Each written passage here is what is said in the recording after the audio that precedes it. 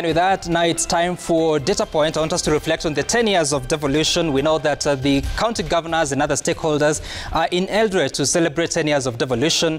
Let's just take stock what that means in numbers. First, so far, there are some 2.9 trillion shillings that have been disbursed to the counties since the year 2013.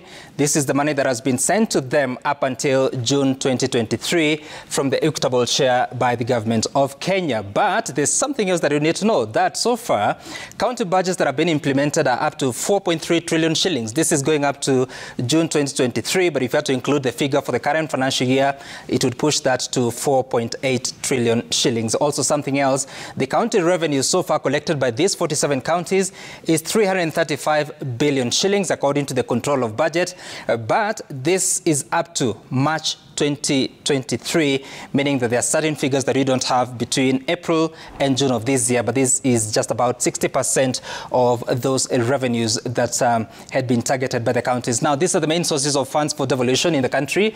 The equitable share, which is what is shared through the National Assembly and the Senate, but also the own source revenue, the money that they collect from rates and levies that they charge at the county level, the conditional grants coming from the government of Kenya to finance certain programs that are predetermined, but also there are conditional grants that are financed by development partners for specific programs that they go to pay for. Now, the county budgets for the financial year 2021-2022, this is the year that ended in June 2022, which is the full report that we have from the control of budget. The budgets total to 535 billion shillings. This is extremely high if you're to compare that up until the presidency of Mwai Kibaki, we had never as a country read a budget of 535 billion shillings at the national level. Now, the recurrent expenditure out of that is 63.9%, which is just about 64%. But the development expenditure, according to the budget planning, was supposed to be 36.1%. Let's see how the implementation was, because that was the plan. But in the implementation phase, you realize that they targeted to raise up to 535 billion shillings. They got 436, short of just about 99 billion shillings. They were expecting 370 billion shillings from the national government, but in that particular year, they received 340 billion shillings. Then the county revenues, the target was 60.42 billion. They were only able to collect 35.9 billion shillings. They were expecting grants of 39.8 billion shillings. The control of budget report says that they only received 12 billion shillings for that financial year. They were also expecting that they would get cash balance from the previous year of 58 billion shillings, but after audit, it came down to 48 billion shillings, and that is why there's that difference between 535 and 436 billion shillings. Now, something important to note is that in terms of the budget implementation, where this is where it matters, because the plans are good, but how do you implement it? They were hoping to develop the counties through development expenditure, but they only managed to spend up to 98 billion shillings. This is the financial year, again, ended June 2022. That was 50% of the budget for development projects. For recurrent, however, they scored an 88% of implementation.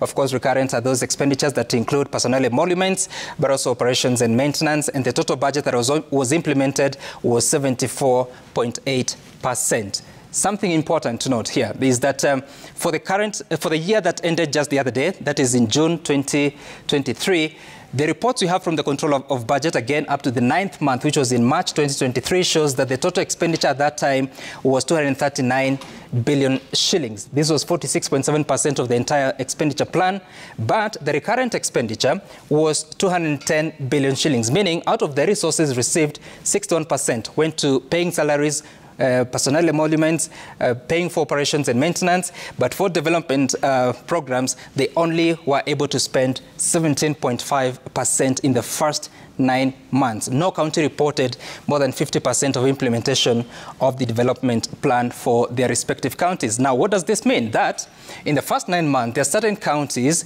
that spent less than 10% on development expenditure. They are colored here in pink: Tana River, Machakos, Kericho, Vihiga, Meru, Trans Nzoia, Kilifi, Makueni, Migori, Embu, and Kisii. By the month of March this year, being 9 months of the financial year, they had spent less than 10% of the development expenditure.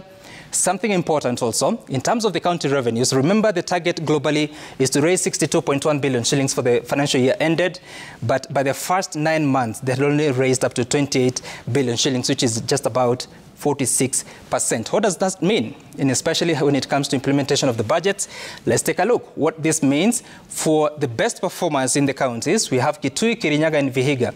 They were able to collect up to 84% in Kitui, 80% in Kirinyaga, 77% in Vihiga. This is the percentage score out of the targeted revenue collections. We'll be looking at the specific figures later on. But first, on the lowest revenue score, there's some 22 counties that were able to collect less than 50% of the revenue target in the first 9 months of the financial year.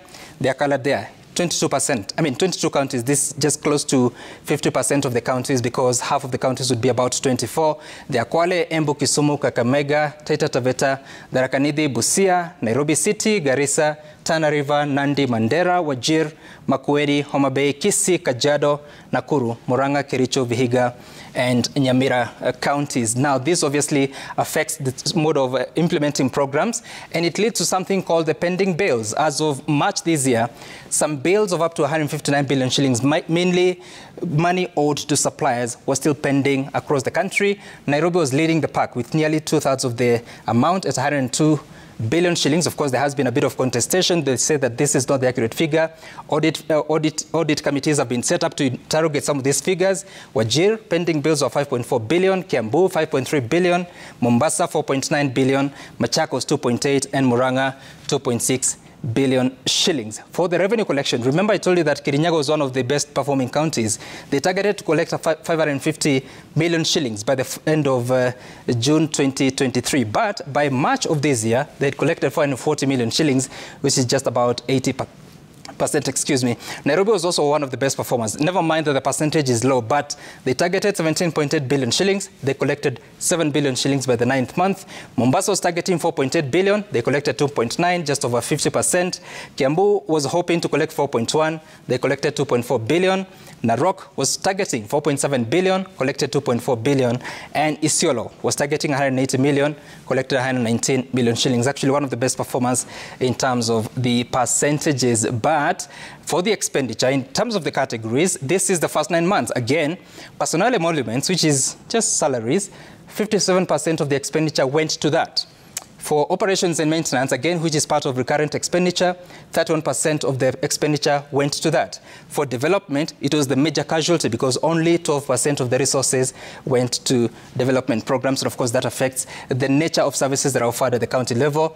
These are the challenges that the the Control of Budget says there are delayed disbursements of funds, especially in the year 2022, 2023, there were delays of up to 4 months at some point, and also that affects the implementation of the budgets. The county revenues are underperforming, like we have seen from the figures. There's also low development budget absorption, and the use of revenue at source is also one challenge that has been highlighted by the Control of Budget as affecting devolution at 10. And of course, this is just a summary of what has been going in the counties, and one can only hope, especially after this year, in July, the government was able to release the funds for July, in the month of July, and the Council of Governors is saying that they would want that to continue, and that is Data Point tonight.